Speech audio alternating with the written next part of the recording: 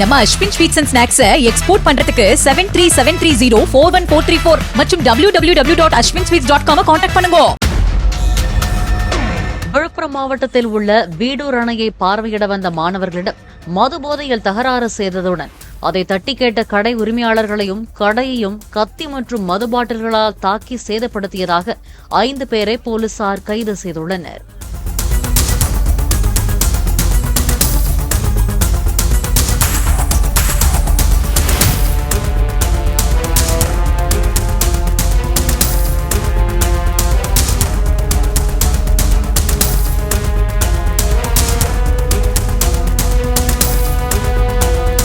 நம்ம Ashwin sweets and snacks export பண்றதுக்கு 7373041434 மற்றும் www.ashwinsweets.com கான்டாக்ட் பண்ணுங்க.